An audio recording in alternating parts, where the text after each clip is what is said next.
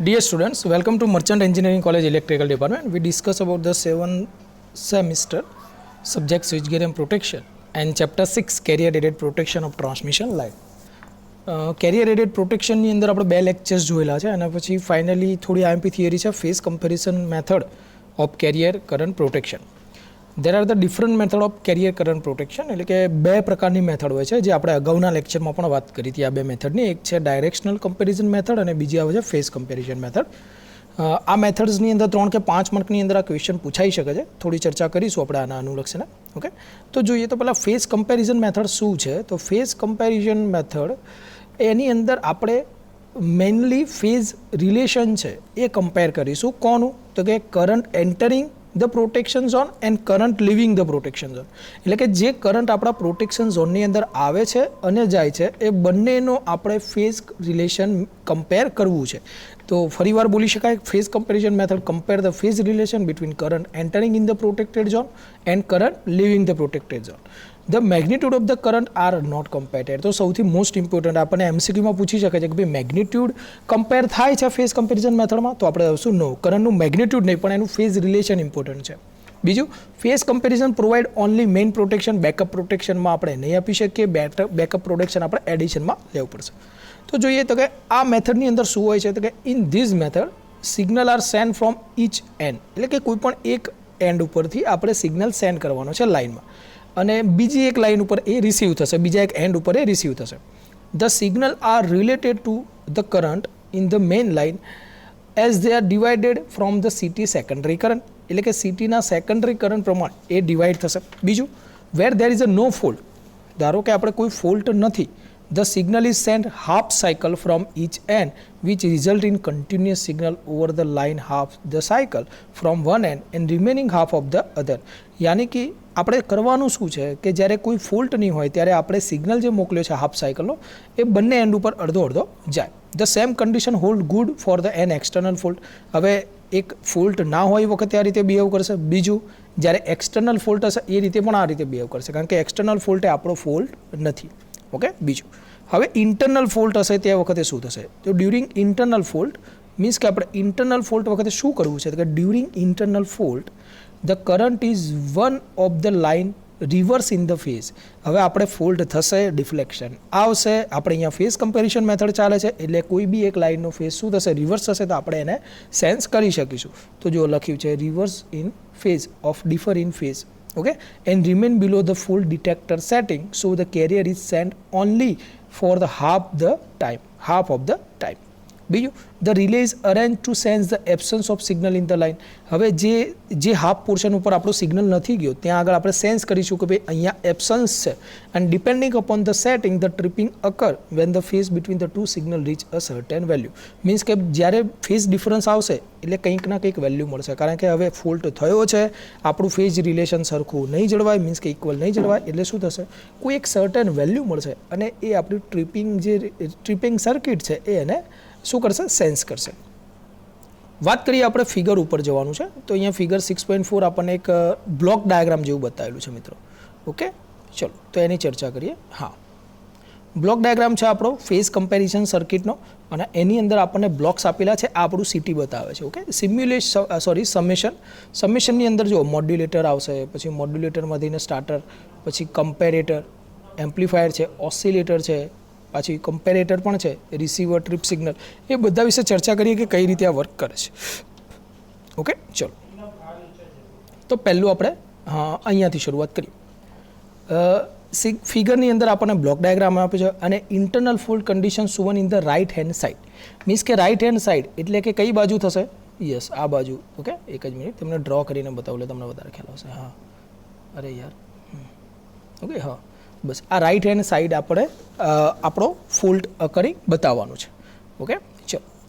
The transmitted signal and the receiver signal R almost in the phase. ક્યારે? જ્યારે આપણે internal fault condition હશે ત્યારે ધ કમ્પેરેટર શું કરશે, એ બંને સિગ્નલને કમ્પેર કરશે.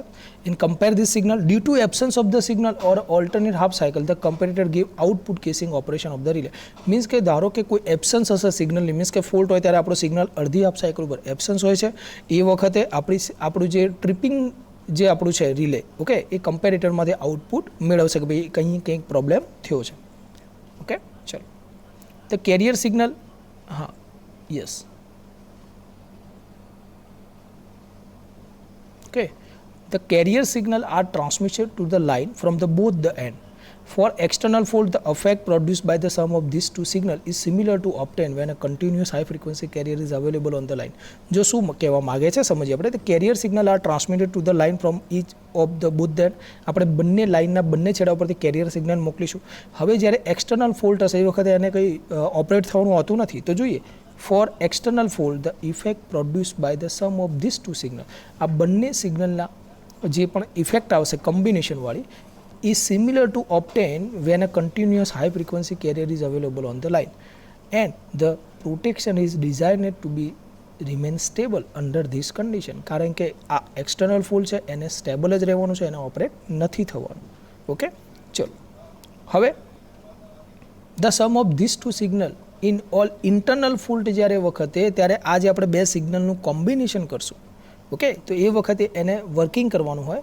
તો જુઓ, ધ સમ ઓફ ધીસ, થોડું મોટું કરીએ વધારે મજા આવે, the sum of this two signal on all internal fault produce an effect similar to the periodic separation of such continuous carrier and the duration of each separation being proportional to the phase displacement greater than a normal angle 30.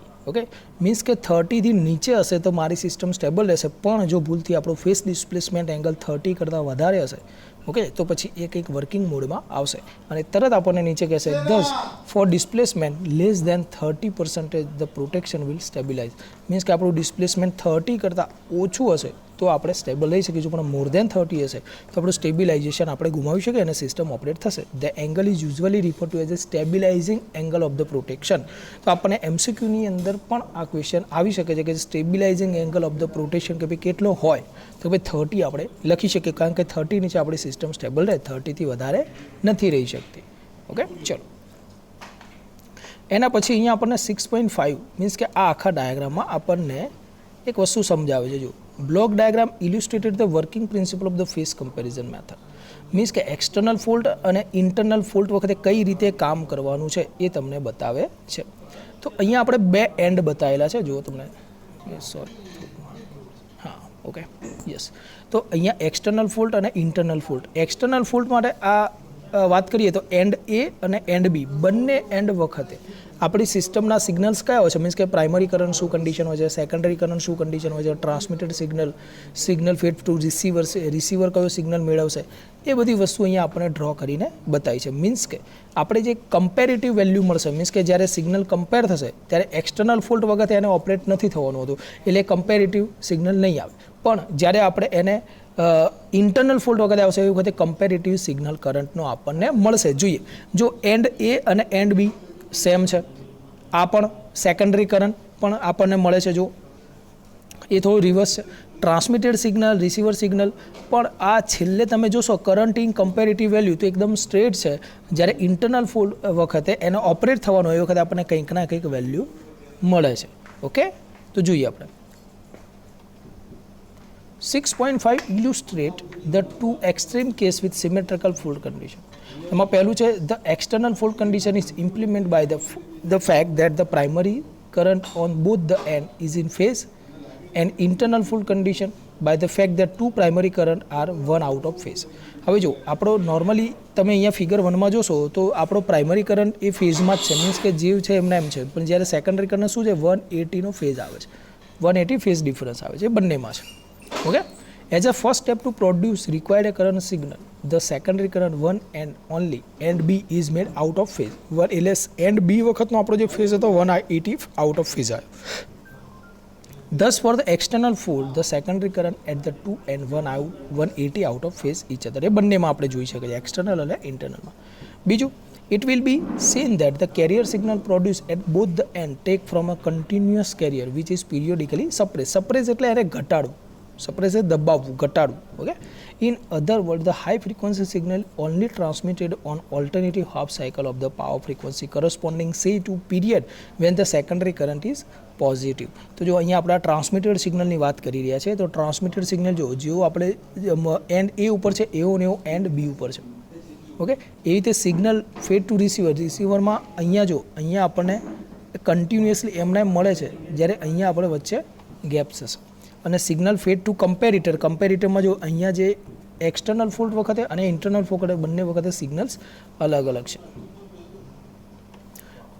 The type of the high frequency signal is achieved by the process of the modulation.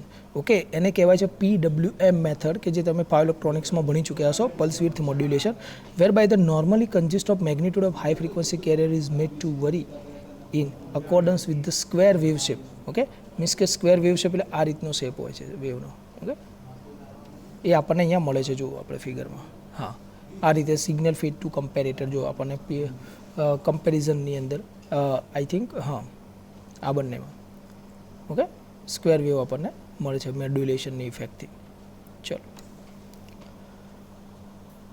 Okay, તો જો હવે અહીંયા આપણને આ જે theory છે એ જ્યારે તમારી આપણી MCQ એક્ઝામ હોય ને તો આની અંદરથી ક્યાંક એકાદ બે પેલા આપણે એંગલવાળા ઇક્વેશન બની શકે છે. બટ જ્યારે આપણે થિયરિટિકલ એક્ઝામ હોય તો એની અંદર તમે આ બ્લોક ડાયાગ્રામ દોરો અને થોડી માહિતી આપશો તો વાંધો આવશે નહીં.